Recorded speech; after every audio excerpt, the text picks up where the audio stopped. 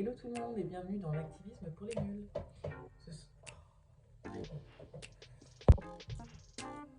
Hello tout le monde et bienvenue dans l'activisme pour les nuls. Ce sont des vidéos.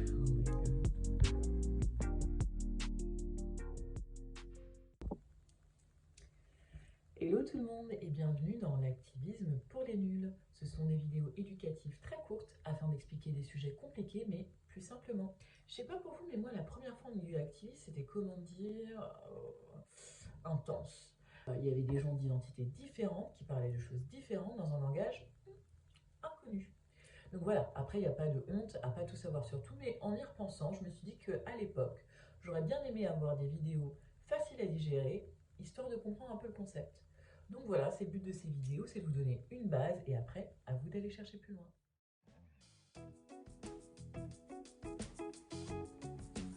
Dans la famille du patriarcat, je vous dirais le mansplaining.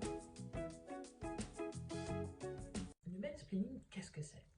Une partie de la réponse se trouve dans le mot en lui-même. Donc, mansplaining est la contraction de men, qui veut dire homme en anglais, et splaining du mot explaining, qui veut dire expliquer encore une fois en anglais. En français. En français, ça se traduit par m'expliquer, qui est la contraction de mec et de expliquer, ou encore par pénispliquer, la contraction de pénis et d'expliquer. Mais là, plus utilisé au Québec. Donc oui, vous l'aurez bien compris, tout cela tourne autour de l'homme.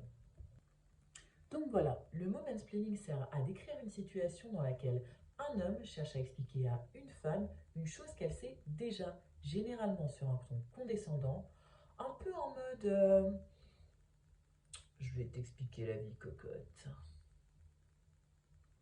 Donc voilà, pas très cool tout ça. C'est un concept qui est vieux comme le monde mais qui n'a trouvé de terminologie que récemment, il y a environ 12 ans.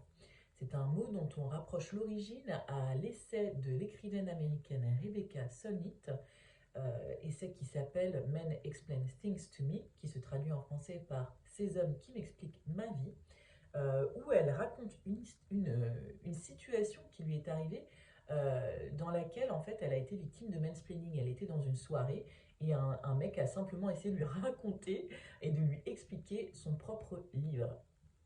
Donc voilà, mais pour l'anecdote, à aucun moment Rebecca Solnit n'a mentionné le mot mansplaining dans son essai. C'est en fait des blogueuses qui, pareil, autour de 2008, ont utilisé ce mot-là pour faire référence justement à une situation où un homme essaie de leur expliquer la vie, quoi.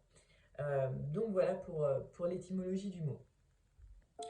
Et voilà, cette vidéo est maintenant finie. Je vous remercie de votre attention et n'hésitez pas à liker, commenter, partager si ça vous a plu. Et moi je vous dis à bientôt les amis pour une autre vidéo de l'activisme pour